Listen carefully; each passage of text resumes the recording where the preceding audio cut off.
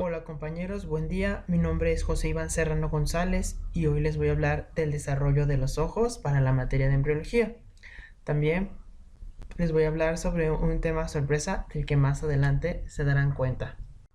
Primero, pues el ojo es un órgano muy complejo debido a todas las partes que lo conforman. Es esférico, está relleno de humor vítreo. El ojo cuenta con anexos como lo son las pestañas, las glándulas lagrimales, los párpados y la conjuntiva, así como también cuenta con músculos intrínsecos y extrínsecos. La anatomía del ojo, como les decía, es compleja debido a todas las partes que lo conforman, como lo es el nervio óptico, la retina, la capa vascular o coroides, la capa fibrosa o esclerótica, el cuerpo ciliar, el iris, la córnea, el humor acuoso, el cristalino, el humor vítreo, entre otros. La pared del ojo está compuesta por tres capas. La pared interna está compuesta por la retina, la pared media por la coroides en la parte posterior y por el cuerpo ciliar y el iris en la parte anterior. Y por último, la capa externa está compuesta por la esclerótica en la parte anterior, en la parte posterior y por la córnea en la parte anterior. Ya entrando en materia, el ojo está formado por cuatro orígenes. El primero, el neuroectodermo del prosencéfalo, formará principalmente la retina. El segundo, el ectodermo de superficie, que se diferenciará hacia la formación del cristalino. El tercero, el mesodermo situado entre ambas capas, formará la cubierta fibrosa y vascular del ojo. Por último, las células de la cresta neural migran hacia el mesénquima circundante y se diferencian en células que componen partes de este ojo como el endotelio corneal. También destacar que Carson menciona que a lo largo del desarrollo ocular se tienen dos procesos fundamentales. Uno de ellos es una serie continua de señales inductivas que producen el establecimiento inicial de los componentes del ojo. El otro proceso consiste en la diferenciación coordinada de muchos de estos componentes.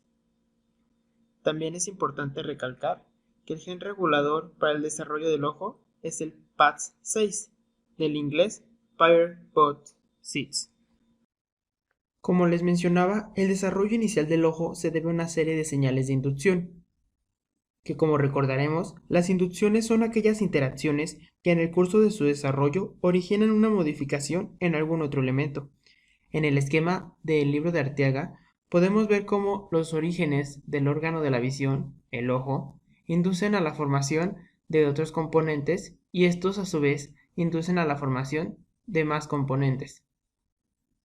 Estas inducciones, marcadas con las flechas rojas, serán descritas más adelante. El inicio del desarrollo del ojo, según Landman y Carson, es al final de la gastrulación, cuando comienza a formarse un único campo ocular continuo alrededor de la zona de la placa precordal, como vemos en la imagen. Este territorio ocular está regulado por la secreción de Sony-Hedgehog que proviene de la placa precordal. Después, cuando se forma el tubo neural en la región craneal más anterior, la primera manifestación del desarrollo ocular son los surcos ópticos. Estos surcos ópticos son un par de depresiones laterales en los pliegues neurales del extremo craneal del embrión que aparecen alrededor del día 22. Cuando el neuroporo rostral se cierra alrededor del día 26, los pliegues neurales se fusionan para formar el prosencéfalo.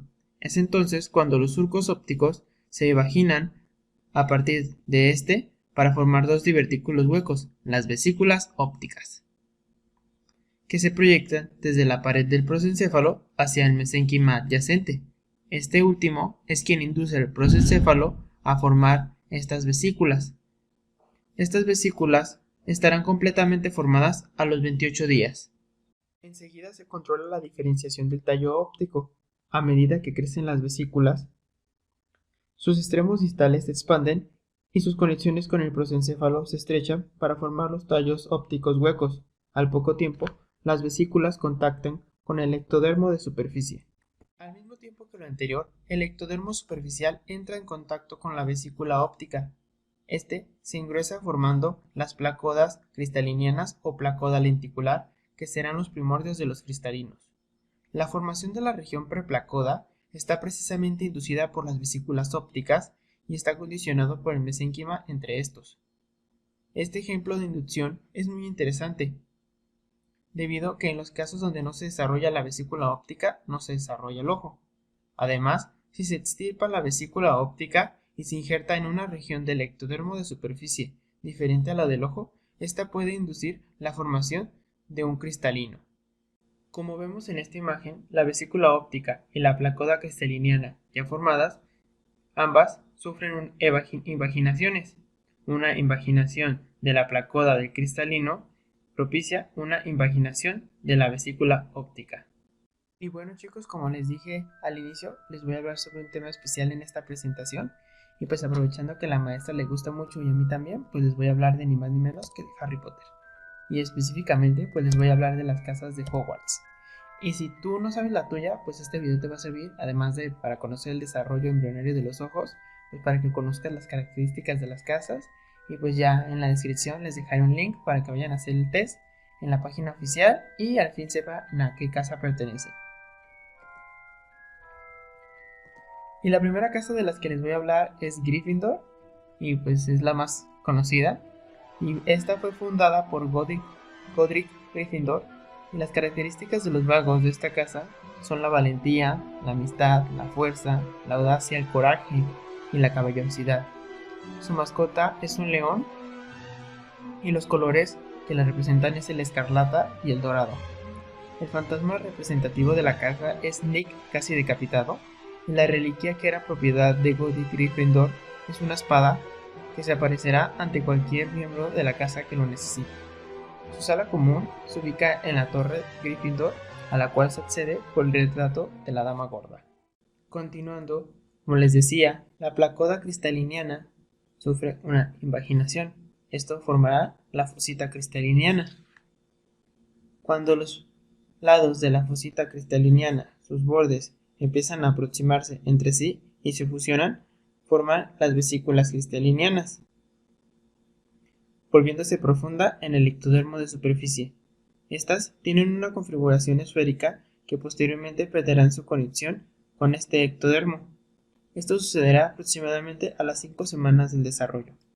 Mientras las vesículas del cristalino siguen desarrollándose, la copa óptica también empieza a desarrollarse.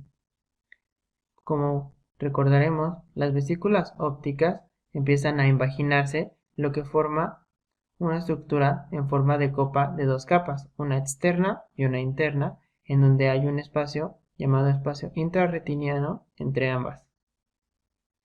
La copa óptica se convertirá en la retina y la conexión de esta con el encéfalo, el tallo óptico, se transformará en el nervio óptico. La copa se va plegando de manera que bordea al cristalino alrededor de los 32 días.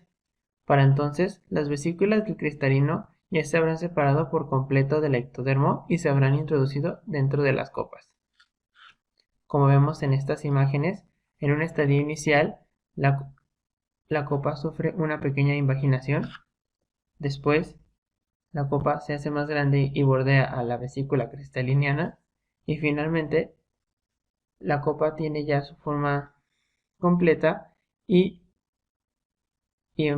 bordea a toda la vesícula cristaliniana.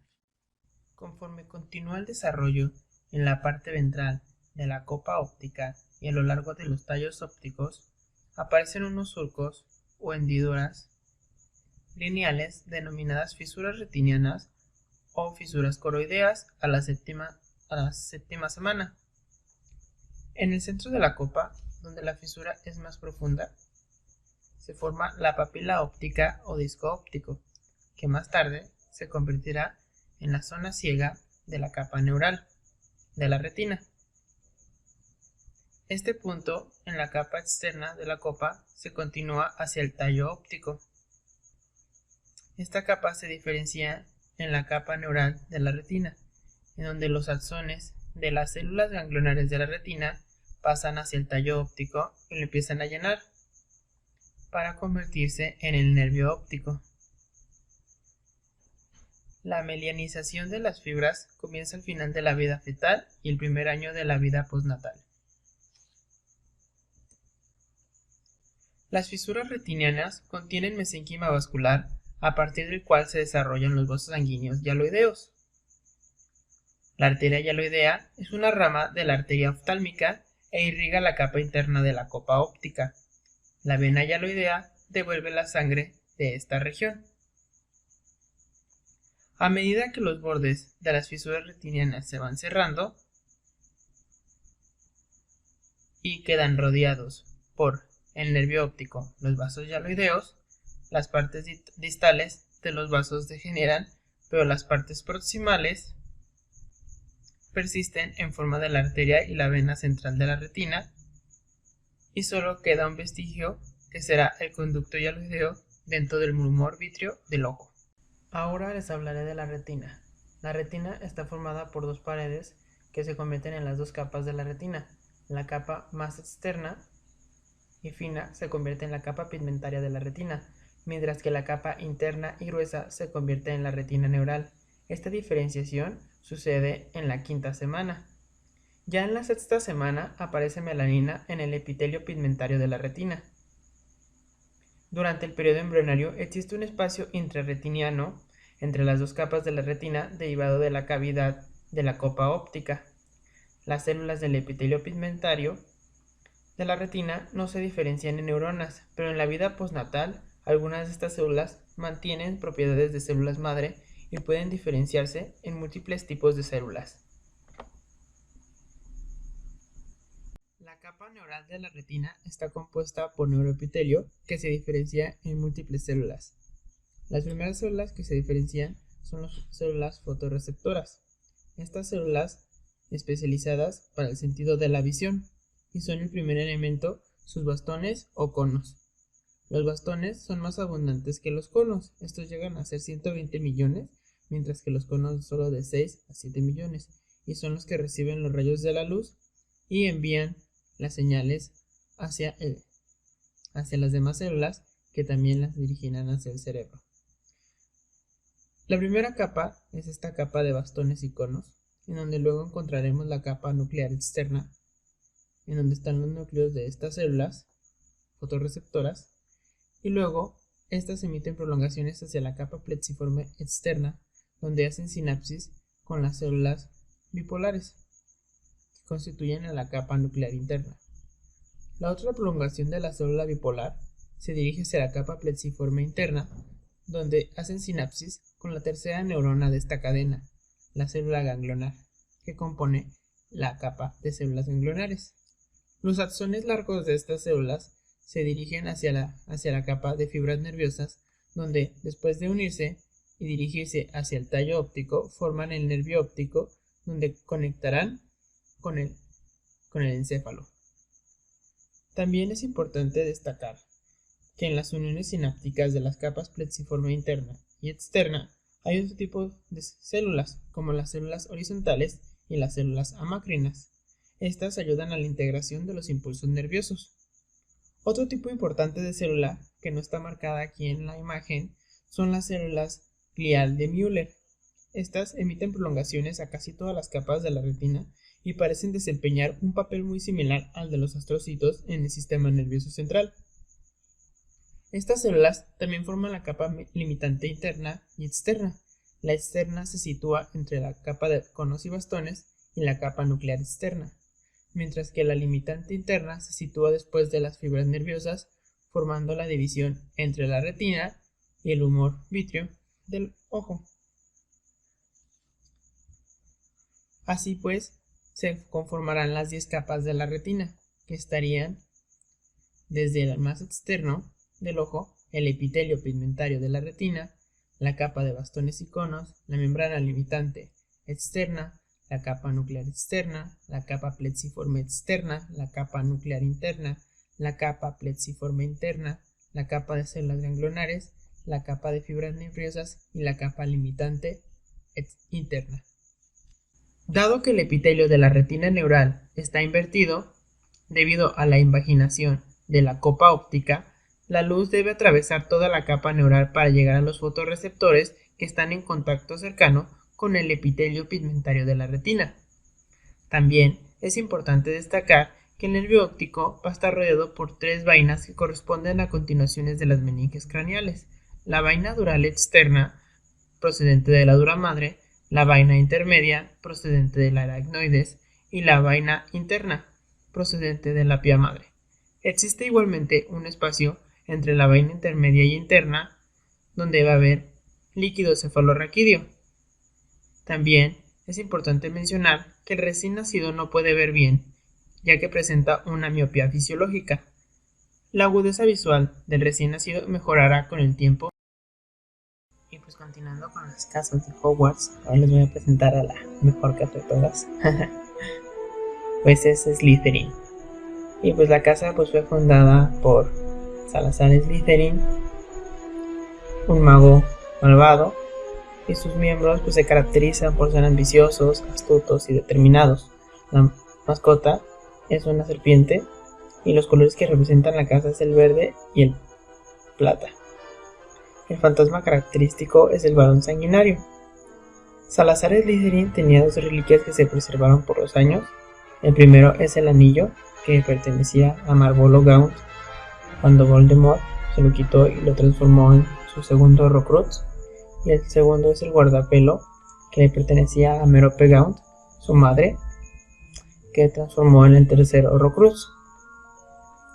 La sala común de Slytherin está en las mazmorras debajo del lago negro, al que se accede por un muro de piedra húmeda. El estar debajo del lago negro es lo que le imparte este color así como oscuro a la sala. Ahora hablaremos del cuerpo ciliar. El cuerpo ciliar es una extensión de la coroides con forma de cuña. En un inicio, el cuerpo se desarrolla a partir de la apófisis ciliar. Este está inducido por la formación del cristalino para que se forme en el labio de la copa óptica. En su superficie medial se proyecta hacia el cristalino y además el cuerpo ciliar secreta el humor acuoso que, como vemos, pasa de la cámara posterior a la cámara anterior y se reabsorbe en el ángulo esclerocorneal, en el seno venoso escleral o canal de Schlemm. La porción pigmentaria del cuerpo ciliar se continúa con el epitelio pigmentario de la retina y la porción no pigmentaria se continúa con la retina neural. El músculo ciliar, que se diferencia del mesénquima circundante, es responsable del enfoque del cristalino. Con su contracción tensa los ligamentos suspensorios del cristalino que controlan la curvatura de este. Ahora, hablando del iris, el iris se desarrolla a partir del borde de la copa óptica que cubre de manera parcial en el centro al cristalino, que es lo que conocemos como pupila. Las dos capas de la copa óptica son delgadas y se continúan con el epitelio del cuerpo ciliar y de la retina. Tanto el iris como el cuerpo ciliar se forman en la primera parte del desarrollo fetal. La trama de tejido conjuntivo del iris o su estroma procede de las células de la cresta neural que se diferencian en fibroblastos. Los músculos dilatador y esfínter de la pupila proceden del neuroectodermo de la copa óptica, que junto con el mesénquima laxo entre esta y el ectodermo forman estos músculos de músculo liso que controlan la cantidad de luz que entra al cristalino. Ahora hablaremos del cristalino, que se desarrolla a partir de la vesícula cristaliniana, en la que su pared anterior, conformado por un epitelio cúbico, se convierte en el epitelio subcapsular del cristalino, mientras que los núcleos de las células cilíndricas altas sufren cariólisis, es decir, que pierden su núcleo. Estas células que les mencionaba empiezan a formarse transparentes y se denominan las fibras primarias del cristalino, que se forman hacia la séptima semana. A medida que crecen, ocupan de manera gradual la vesícula del cristalino, como vemos en esta imagen. Empiezan a crecer y ocupan la vesícula del cristalino. En la parte media se forma la zona ecuatorial y divide los polos del cristalino. Es de aquí donde células cúbicas empiezan a alargarse y también pierden su núcleo y se convierten en las fibras secundarias del cristalino, mitóticamente activas en el adulto. Esto sucede después de la séptima semana de desarrollo. A las 8 semanas, el cristalino ya estará completamente lleno y tendremos un núcleo de fibras primarias y un exterior de fibras secundarias que posteriormente perderán su núcleo y seguirán siendo mitóticamente activas. En su desarrollo, el cristalino está irrigado por la arteria hialoidea, pero se convierte en una estructura vascular durante el periodo fetal. Más adelante, el cristalino se nutre por difusión del humor acuoso en la cámara anterior del ojo y por el humor vítreo en la parte posterior. El cristalino en desarrollo está rodeado por una capa de mesenquima vascular llamada la túnica vascular del cristalino. La parte anterior de esta cápsula es conocida como la membrana pupilar. Esta membrana procede del mesenquima posterior a la córnea y del mesenquima de la esclerótica. La arteria hialoidea que lo rodea desaparece al final del periodo fetal, al igual que la membrana. En esta imagen podemos ver cómo el cristalino está cubierto por un epitelio subcapsular y en una parte se transforma a una región germinal mitóticamente activa que está compuesta por células basófilas. Estas células pasan a la región de elongación celular donde se alargan y aumentan de volumen, para pasar a la región de las fibras maduras del cristalino donde se vuelven acidófilas y se transforman en las fibras secundarias del cristalino. Ahora les voy a hablar del cuerpo vítreo y pues este ocupa toda la cavidad óptica a partir de la cual se desarrolla y en su interior contiene un componente líquido llamado el humor vítreo, así como el conducto hialoideo que deriva de la arteria hialoidea y la vena hialoidea que desaparecieron. El humor vítreo primario deriva de células mesenquimales de la cresta neural que segregan una matriz gelatinosa. Este humor vítreo primario queda rodeado por un humor vítreo secundario gelatinoso que procede de la capa interna de la copa óptica. El humor vítreo secundario está compuesto por hialocitos primitivos, material colágeno y ácido hialurónico. Ahora les hablaré de las cámaras acuosas del ojo. Las cámaras acuosas del ojo son dos, la cámara anterior y la cámara posterior.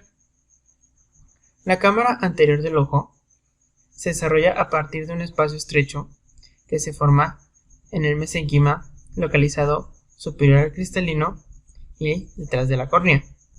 Alrededor de la quinta semana, el mesenquima superficial forma la sustancia propia de la córnea y el mesotelio de la cámara anterior, que se vuelve un tejido conjuntivo transparente, que induce al epitelio de la córnea y a la conjuntiva.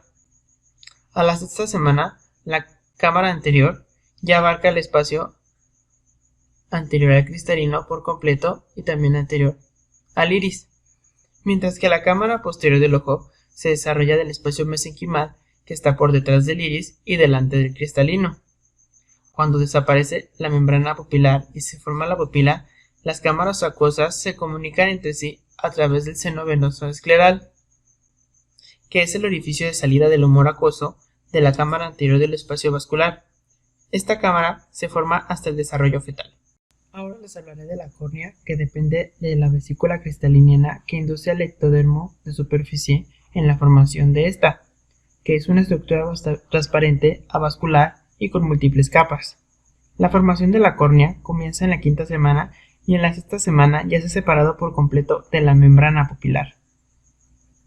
La córnea tiene tres orígenes: el epitelio corneal externo que deriva del ectodermo de superficie, el mesenquima de origen mesodérmico que se incomunica con la esclerótica en desarrollo, y células de la cresta neural que migran de la copa óptica al epitelio corneal y la matriz extracelular rica en colágeno. La formación de la córnea comienza cuando las células ectodérmicas comienzan a producir una matriz rica en colágeno que origina el estroma primario acelular de la córnea. Las células de la cresta neural aprovechan este medio para migrar y formar el endotelio corneal, que cuando éste haya formado una capa completa, las células se comenzarán a secretar ácido hialurónico hacia el estroma primario, haciendo que aumente la cantidad de agua, y es ahí cuando esta señal propicia que las células de la cresta neural migren nuevamente hacia el estroma y se diferencien en fibroblastos que seguirán secretando colágeno a la ahora matriz secundaria. Sin embargo, las células epiteliales y las células endoteliales seguirán secretando grandes cantidades de matriz celular, de matriz acelular. Entonces, en los 3 meses de maduración del feto, encontraremos en la córnea 5 capas: el ectodermo, la membrana de Bowman, el estroma secundario, la membrana de Descemet y el endotelio corneal. Para la aclaración de la córnea, para que esto se pueda hacer posible, se va a necesitar que se degrade el ácido hialurónico, lo que hará que se pierda agua. Además, el endotelio secretará sodio hacia el humor acuoso, que terminará de acarrear toda el agua de la córnea y se producirá el aclaramiento de esta. Ahora les hablaré de la formación de la coroides. Esto pasa cuando el mesénquima que rodea la copa óptica originado de la cresta neural es inducido por el epitelio pigmentario de la retina, que se convertirá a una capa sumamente vascularizada de tejido conjuntivo laxo. La también llamada capa vascular externa del ojo también empieza a formarse a la 5ª semana. Los primeros vasos coroideos aparecerán durante la semana 15 y hacia la semana 23 ya se podrán distinguir con facilidad las arterias y venas. También la coroides forma el núcleo o masa central del cuerpo ciliar al evaginarse hacia el cristalino. Al igual que la coroides, la esclerótica se empieza a desarrollarse al final de la 5ª semana, en donde una capa externa de mesénquima condensado se diferencia y es inducido por el epitelio pigmentario de la retina, al igual que la coroides. Este se continúa con la vaina dural externa del tallo óptico en su parte proximal y con el estroma de la córnea en su parte distal. La esclerótica, un tejido conjuntivo denso, sus funciones son proteger el contenido del ojo y darle forma a este. La tercera casa de la que les hablaré es Ravenclaw. Esta fue fundada por Rowena Ravenclaw y los miembros de su casa se caracterizan por ser inteligentes, ingeniosos, analíticos y creativos. Su mascota es un águila y sus colores representativos son el azul y el bronce.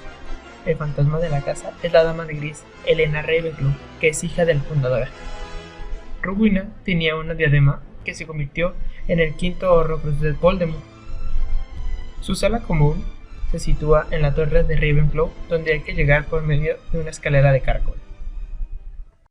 Ya he terminado de hablarles de las estructuras internas del ojo. Ahora pasaré a hablar de las estructuras externas del ojo, y el primero son los párpados. Los párpados se desarrollan durante la 6ª semana a partir del mesénquima derivado de las células de la cresta neural y a partir de los pliegues cutáneos del ectodermo de superficie que crecen sobre las córneas. Los párpados comienzan a adherirse entre sí durante la 8ª semana y se mantienen cerrados hasta las semanas 26 a 28. Hablando del desarrollo de la conjuntiva, este sucede cuando los párpados están fusionados y se forma el saco conjuntival. Ya cuando los párpados se abren, la conjuntiva vulvar se refleja en la parte anterior de la esclerótica y el epitelio de superficie de la córnea, mientras que la conjuntiva palpebral reviste la superficie interna de los párpados. El desarrollo de la conjuntiva ocurre ya en el periodo fetal. Las pestañas y las glándulas sebáceas de los párpados proceden de manera similar a cómo se describieron en el sistema tegumentario por la invaginación y diferenciación del ectodermo de superficie. El tejido conjuntivo y las placas tarsales se originan a partir del mesénquima de los párpados, que termina de diferenciarse después del nacimiento, mientras que el músculo orbicular del párpado procede del mesénquima del segundo arco faríngeo y está inervado por el nervio facial. Los músculos extrínsecos del ojo se insertan en la esclerótica y proceden de 2 lugares: los miocitos, inervados por el nervio oculomotor, que forman los músculos recto superior, recto medial, recto inferior y oblicuo inferior, así como el elevador del párpado superior, proceden del mesodermo precordal, mientras que los que son inervados por el nervio troclear, el músculo oblicuo superior, y por el nervio abducens, el recto lateral, proceden del mesodermo paraxial craneal. Las glándulas lagrimales se desarrollan en los ángulos superolaterales de las órbitas a partir de un cierto número de yemas sólidas que aparecen en el ectodermo de superficie y en el mesénquima de la conjuntiva palpebral. Así, por la proliferación del epitelio, se forman los adenómeros y los conductos de las glándulas lagrimales que drenan en el saco lagrimal y finalmente en el conducto nasolagrimal. Alcanzan una funcionalidad completa hasta la sexta semana de vida extrauterina, y es por eso que los recién nacidos no producen lágrimas cuando lloran. Por último, pero no menos importante, Hufflepuff. Su fundadora de esta casa fue Helga Hufflepuff.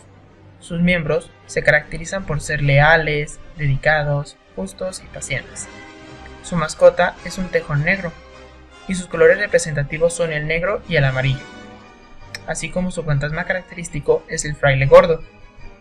La fundadora tenía una copa con un tejón grabado, que Voldemort convirtió en su cuarto Horrocrux. La sala común de Hufflepuff se encuentra cerca de la cocina del castillo y a la cual se accede a través de un barril. He finalizado con la descripción del ojo, pero ahora me gustaría hablarles de algunas malformaciones congénitas de los ojos. La primera malformación congénita de la que les hablaré es el coloboma. El coloboma se debe a un cierre incompleto, a la ausencia de cierre de la fisura óptica. Este deja una abertura en las estructuras oculares que puede aparecer desde la córnea hasta el nervio óptico, es decir, que nunca se cierra la fisura coroidea. Pero esta fisura es más visible en el iris, como podemos ver en la imagen o en el dibujo. La siguiente malformación es la microoftalmia. Como su nombre lo dice, es un ojo pequeño. Este grupo de defectos oculares, en los que uno o los dos ojos son pequeños, se puede asociar a otros defectos como la hendidura facial o la trisomía 13. También puede deberse a defectos en el desarrollo de los elementos del ojo o al virus de la rubiola o del herpes, que atraviesan la placenta durante los periodos embrionario tardío y fetal inicial. La otra malformación es la anoftalmia. La anoftalmia unilateral o bilateral, como es el caso, es muy infrecuente y en la que se da la ausencia completa del globo ocular. En esta se forman los párpados, pero no se desarrolla el ojo. Esta malformación suele ir acompañada de otras malformaciones craneales y cerebrales severas. Se debe a la falta de formación de la vesícula óptica o a la falta de formación del prosencéfalo, así como a los genes que inducen su formación.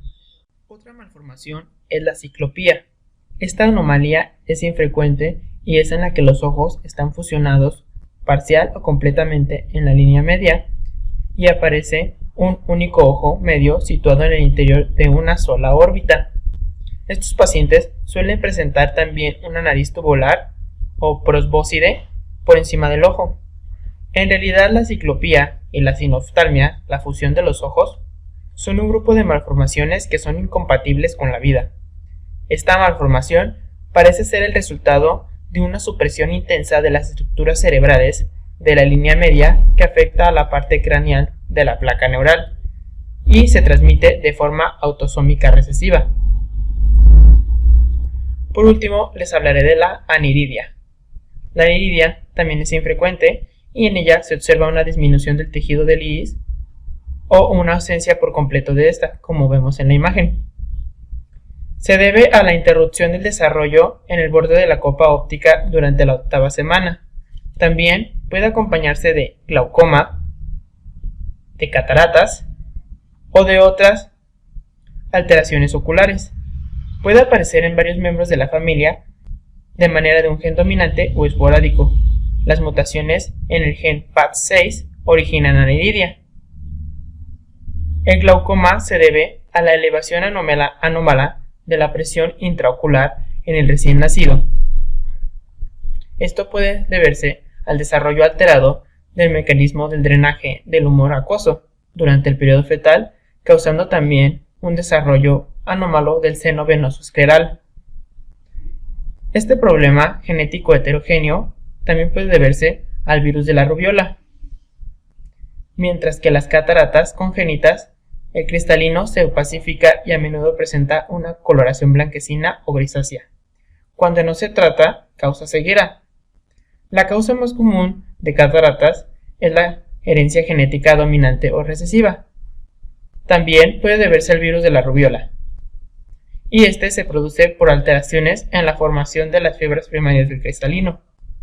Por último, es importante recalcar que una mujer en edad fértil debe vacunarse contra la rubiola para evitar este y otros defectos oculares. Bueno, compañeros, aquí acaba mi presentación. Eso sería todo de mi parte. Gracias por su atención. Espero les haya gustado. Y pues si tienen alguna duda, pues me la pueden preguntar, a ver si se las puedo resolver. Y aquí están las bibliografías, que también están en la descripción. Y pues bueno, nos vemos. No olviden darle like y suscribirse. Hasta luego.